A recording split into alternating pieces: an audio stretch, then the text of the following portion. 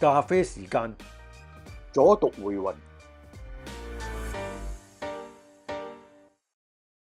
30年代仍然以國民政府為正統嘅中國尚未全面赤化，但係知識界已經率先淪陷。左翼思想並非一夜之間席捲，而係透過文學、學術同埋道德語言，逐步建立起一套正確立場嘅標準。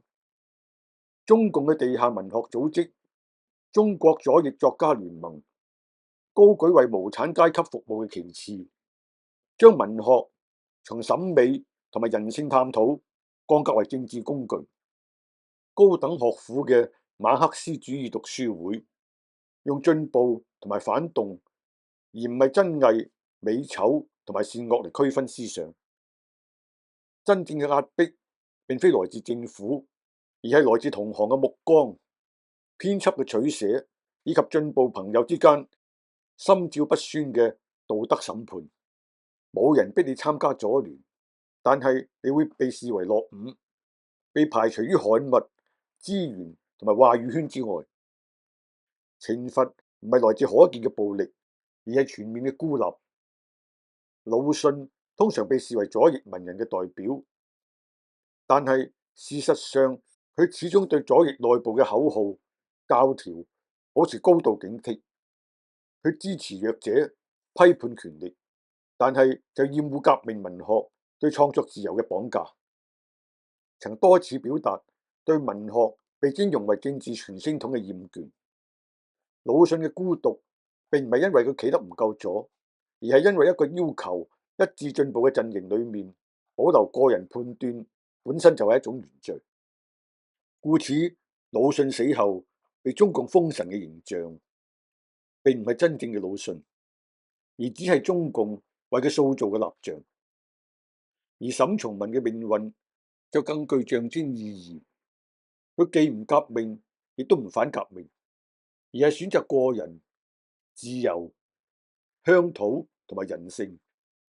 沈從文嘅問題從來唔在於佢寫錯咗啲乜嘢，而在於佢拒絕回答嗰個當時越嚟越重要嘅問題：你企喺邊一邊？對於任何高度意識形態嘅環境而言，唔表態本身就係最不可容忍嘅表態。最終佢就只能夠喺政治風暴中徹底沉落。而呢一切就係中共奪權前夕嘅思想動員。沈從文喺80年代改革開放時期封聖，意義就同魯迅封神如出一轍。但係真正值得警惕嘅並非歷史本身，而係歷史嘅回魂。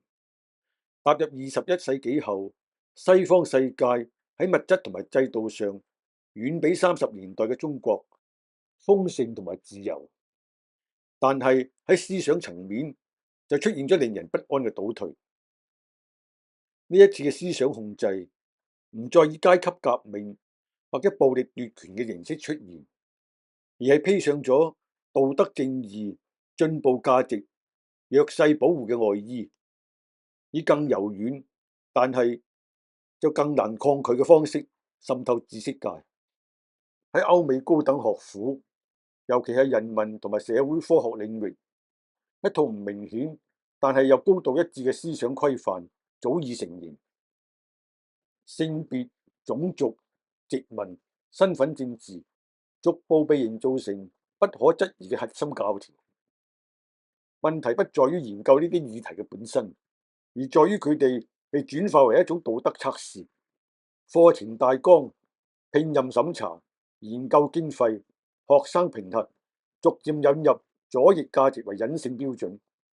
學術判斷讓為俾立場正確、政治正確。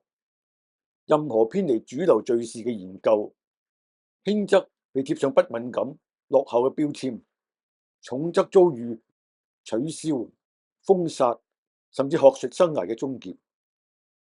教授因為所謂語言暴力、歧視語言被投訴，會有人因此被槍殺。作家因為舊作唔合今日標準而下架，立像因為殖民色彩而拆除。毀壞，學術討論逐漸退化為立場表忠，取消文化、覺醒文化，正正令呢一種思想控制變成制度，既無需國家機器，亦都無需法律裁決，而係透過左翼社群、社交平台、主流媒體定調，同行切割，機構避險，完成一套冇人下令，但係又人人執行嘅清洗流程。呢啲就同30年代中國知識界嘅運作邏輯驚人相似。喺兩個時代裏面，沉默都唔再視為一種權利。喺30年代，不革命等同反革命；喺今日西方，不發聲被視為默許壓迫、中立，並重新定義為道德失敗。更諷刺嘅係，呢一切往往發生喺自稱為最重視自由嘅社會。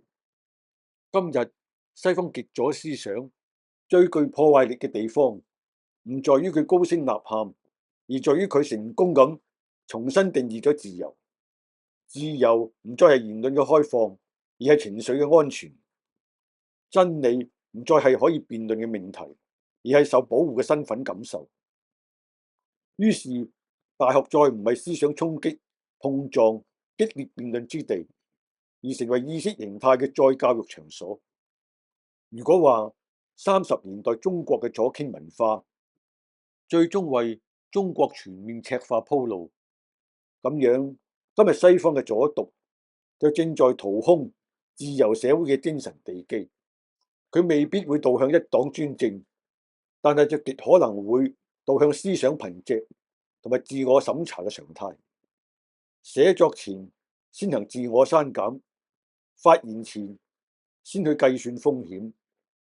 呢一種心理狀態，同當年中國知識分子先睇風向再落筆，形神俱似。歷史從來唔會簡單重演，但係佢會押韻。今日反侵同埋撐侵嘅爭論不休，情緒式嘅互相嘲諷謾罵。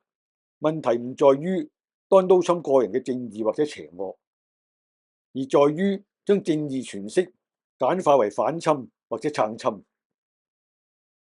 30年代中國知識界嘅悲劇，在於太多人誤以為自己站喺正確嘅一邊，而忽略咗思想自由本身嘅脆弱。魯迅嘅孤獨，沈從文嘅沉默，係對所有時代嘅提醒。無分左右，當一種思想開始要求你閉嘴而唔係思考，佢就已經成為